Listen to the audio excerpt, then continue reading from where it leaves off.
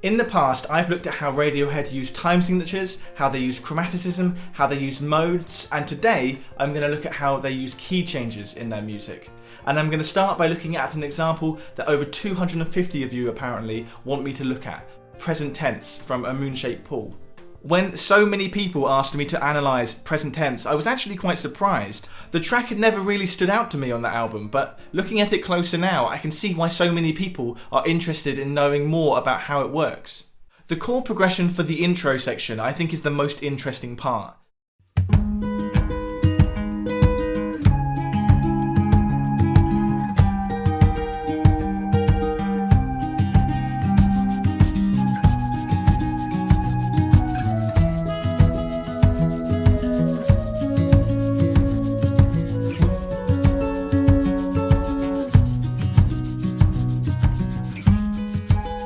It's a 9-bar loop, which is already a bit unusual. Usually you'd have an 8-bar loop or a 16-bar loop.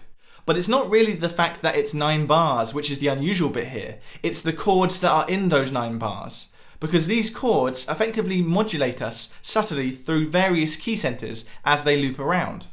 We start out clearly in the key of G sharp minor with a 1-4-5 progression. But then we get our first divergence from the key.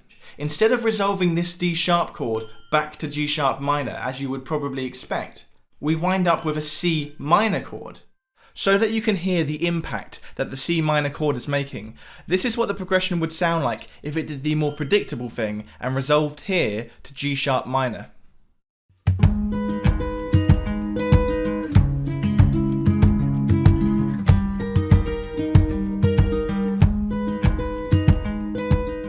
And this is it with the original C minor.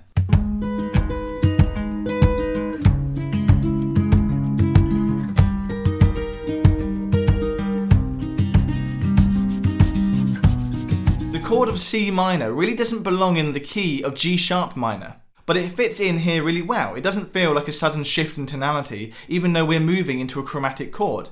So how have Radiohead achieved this? The answer is common tones. Common tones are literally just notes that two chords have in common. So using this as an example, D sharp major here and C minor here have two common tones. They have two notes in common. So 2/3 of their notes are actually the same. Which means that Radiohead can move between these two chords quite smoothly, even if the two chords don't belong in the same key together. And if this wasn't enough to glue these chords together, Tom is actually outlining another common tone in his vocal.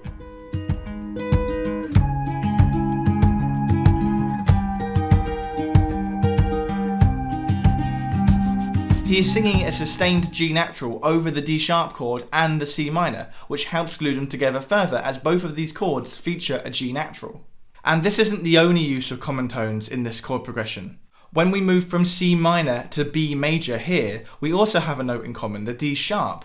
In fact, all three of these chords have that D sharp in common, which binds them together, even though those three chords don't really belong in the same key together. So now that we've reached this B major chord, we get a perfect cadence from the B to E major, which you might hear as establishing E as the new tonic chord, setting E as the new key center. And that would make sense looking at the chords that follow after that, because all of these chords would fit into the key of E major. They would make a 1-4-2-5 progression.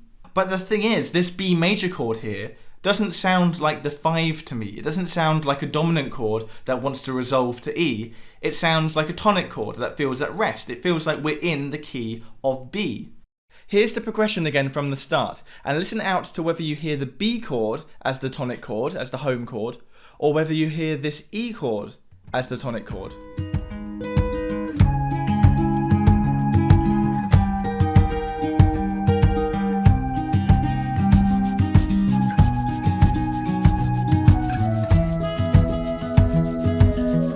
If we think of B as being the tonic chord, we can think of this chord progression as not being in E major, but being in B mixolydian instead. So what I'm saying is this progression through here is a bit tonally ambiguous. You could see it as B mixolydian, or you could see it as E major, and it all comes down really to which note you hear as the root. And this can happen because both of those scales, B mixolydian and E major, share the exact same notes. So it's only the tonic, the root note, which dictates which scale that you're in.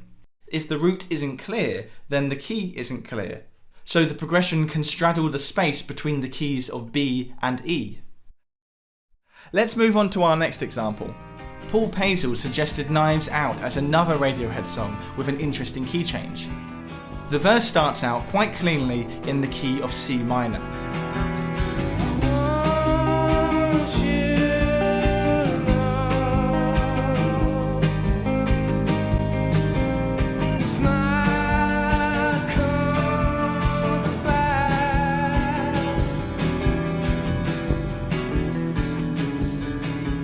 And the first touch of chromaticism we get is this F6 chord, which adds a touch of the C Dorian mode. This is because the F6 contains an A natural. An A natural doesn't belong in C minor, but it does belong in C Dorian. This E minor 6 chord, though, is the interesting part. E minor 6 doesn't belong in our key of C minor, but it doesn't actually feel too disconnected here.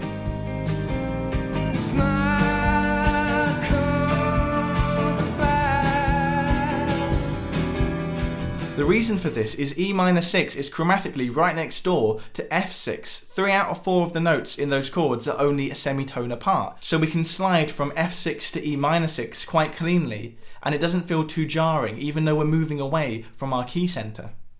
So like I said, the verse of Knives Out is effectively in C minor, but the next section of the song, the chorus, starts out in A minor. A move from C minor to A minor would ordinarily feel like a sudden bold leap in key. Those keys have very little notes in common. But here you would be forgiven for not noticing a key change happened at all.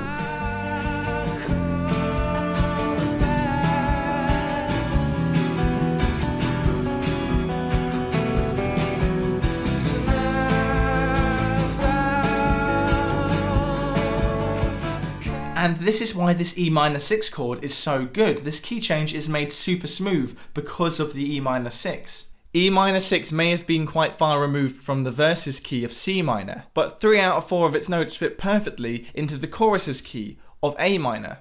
So by introducing E minor 6 into the tonal landscape of the verse, it was preparing our ears for a shift to A minor. It works as a pivot chord, guiding us into A minor. Now, although the chorus starts out on an A minor chord, we don't really stay in A minor for long. Instead, we rapidly move around key centers with a pattern of minor chords, switching to major chords and then perfect cadencing to new key centers. So you get minor, major, perfect cadence. Minor, major, perfect cadence.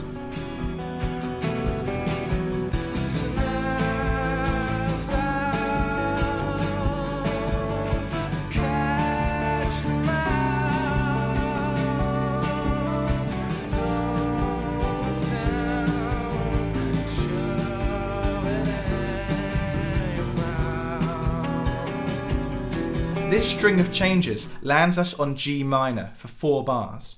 And then we get this distinctive E minor 6 chord, like the verse did, which sets the tonality up perfectly for us to move smoothly back to that verse.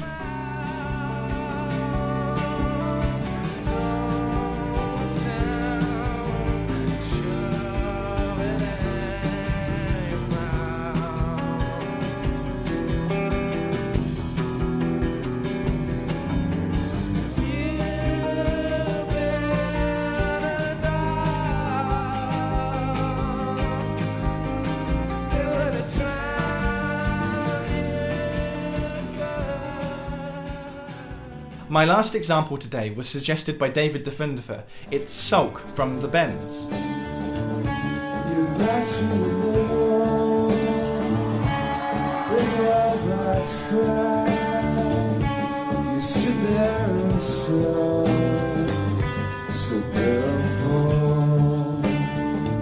As far as Radiohead songs go, Sulk is actually relatively straightforward. The bulk of Sulk is in D major, using pretty much just 3 chords. And we stay in D for the first 2.5 minutes of the song. But just after the lyric, "You'll never change," the song changes key by modulating up a tone to E major.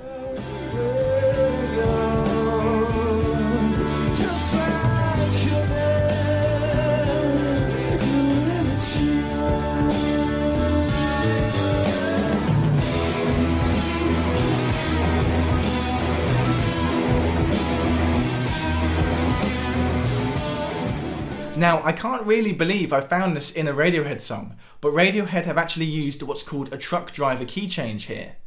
Like I've mentioned in previous videos, in most pop songs, when you get a key change, it's not a clever, subtle key change, it's what's called a truck driver key change, where you abruptly shift from one key up to the next. For example, raise me up to more than I can be.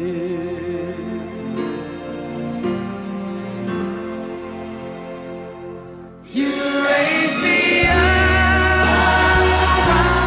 This is a very typical pop song technique. Get to the last third of your song and shift up a key to inject some more energy.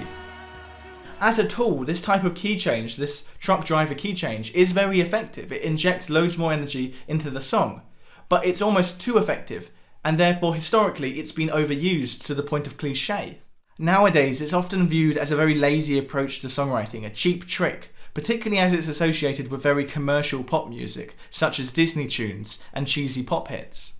It can seem quite surprising at first that Radiohead of all bands would use such a simple approach to changing keys, particularly when Radiohead are associated with more advanced, complex songwriting.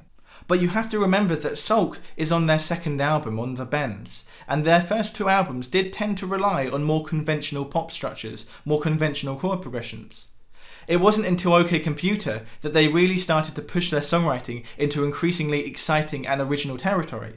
And even from just the three examples we've looked at today, you can see that progression happening. Sulk in 1995 with its typical truck driver key change. Knives Out from 2001 with its use of chromatic chords and brief passes through other key centres. And 2016's Present Tense, which practically hid 3 different key centres into 9 bars by sliding between different keys. Radiohead are a band who continue to innovate and develop the way that they approach songwriting, which is why we're still talking about them 30 years after their initial one-hit wonder. But I'm a creep.